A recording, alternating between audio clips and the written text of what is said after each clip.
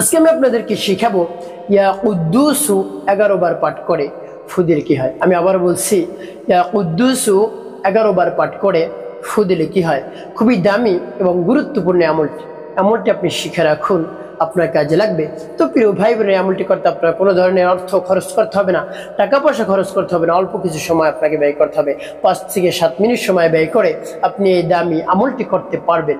তো প্রিয় ভাই বোনেরা, এই আমলটি কখন কিভাবে করবেন, কোন নিয়মে করবেন, বিস্তারিতভাবে আপনি আপনাদেরকে বলে দিচ্ছি।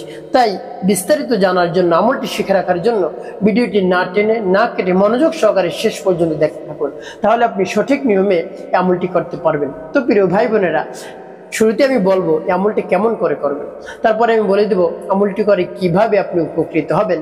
তো প্রিয় ভাই বোনেরা, চলুন কিভাবে আমলটি করতে হয় জেনে নেওয়া যাক। শুরুতেই আপনি উত্তম রূপে অজু করবেন, আর যখন অজু করবেন শুরুতে আপনি উত্তম রূপে অজু করে পবিত্র স্থানে বসবেন।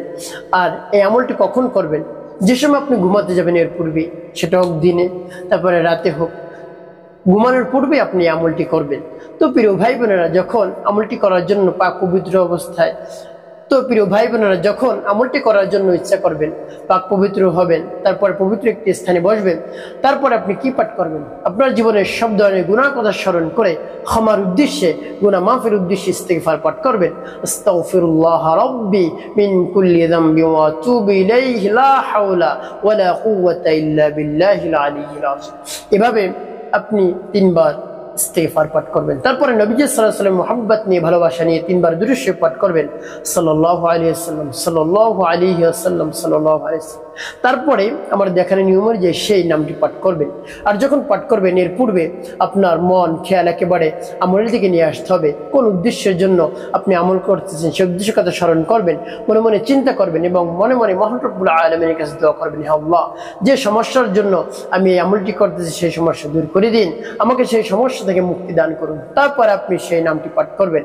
আমি আপনাদেরকে বলে দিচ্ছি, যেমন বিসমিল্লাহির রহমানির রহিম, ইয়া কুদ্দুস ইয়া আল্লাহ, ইয়া কুদ্দুস ইয়া আল্লাহ, ইয়া কুদ্দুস ইয়া আল্লাহ, ইয়া কুদ্দুস ইয়া আল্লাহ।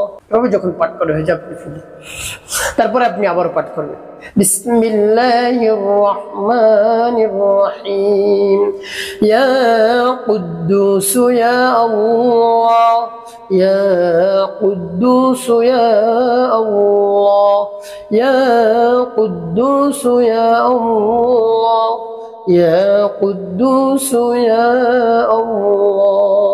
পাঠ করা যখন শেষ, আবার একটু তারপর আপনি মনে দরদ নিয়ে আবার পাঠ করবেন, বিসমিল্লাহির রহমানির রহিম, ইয়া কুদ্দুস ইয়া আল্লাহ, ইয়া কুদ্দুস ইয়া আল্লাহ, ইয়া কুদ্দুস ইয়া আল্লাহ, ইয়া কুদ্দুস ইয়া আল্লাহ। পাঠ করার শেষে আবার এভাবে যখন ফু দিবেন, ফু দেওয়ার পর পুরো মাথা থেকে পা পর্যন্ত আপনি পুরো শরীর মুছে দিবেন। এভাবে মুছে দিলে কি হবে আমি আপনাদেরকে বলে দিচ্ছি। তো প্রিয় ভাই বোনেরা, আগে আমলটি শেষ করেন, তারপরে বলে দিচ্ছি।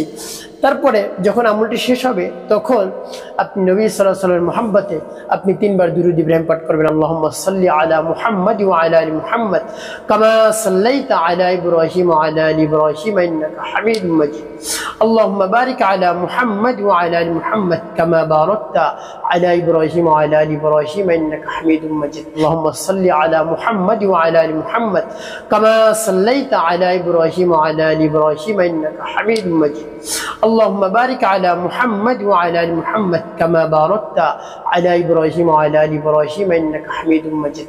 এভাবে যখন দুরূদ ইব্রাহিম 3 বার পাঠ করা হবে তারপরে আপনি ফু দিবেন, তারপরে আপনি আবার শরীরের মধ্যে মুছে দিবেন।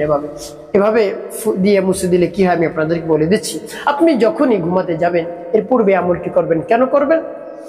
আপনার শরীর একেবারে ক্লান্ত হয়ে পড়ছে, শারীরিক দুর্বলতা চলে আসছে, আপনি ঘুমানোর সাথে সাথে আপনার স্বপ্নদোষ চলে আসে, আপনি একেবারে আপনার শরীর একেবারে নিস্তেজ হয়ে পড়েছে, এভাবে ঘুমানোর সাথে সাথে স্বপ্নদোষ হয়। এভাবে যদি ঘন ঘন স্বপ্নদোষ হয়, আপনার শারীরিক দুর্বলতা আসবে, তারপরে অনেক রোগ আপনার শরীরে বাসা বেঁধে যাবে, তার কারণ রোগ প্রতিরোধ ক্ষমতা আপনার শরীর থেকে নষ্ট হয়ে যাবে।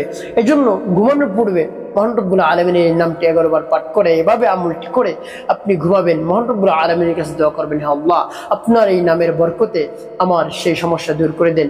ঘন ঘন যে স্বপ্নের দোষ হইতো, মহান রব্বুল আলামিন সেই স্বপ্নের দোষ বন্ধ করে দিবেন। মহান রব্বুল আলামিন আপনাকে হেফাজত করবেন, আপনাকে রক্ষা করবেন ইনশাআল্লাহ। তো প্রিয় ভাই বোনেরা, ঘুমানোর পূর্বে আপনি এই নামটি পাঠ করবেন, তাহলে আর স্বপ্নের দোষ হবে না ইনশাআল্লাহ। তো প্রিয় ভাই বোনেরা, 5 ওয়াক্ত নামাজ আদায় করতে হবে আপনাকে। তারপরে মানুষের কল্যাণে খিদমতে বেশি বেশি কাজ করবেন। তারপরে কোনো দিন আপনি মিথ্যা কথা বলবেন না, তাহলে আপনার জীবন সুখময় এবং শান্তিপূর্ণ হবে।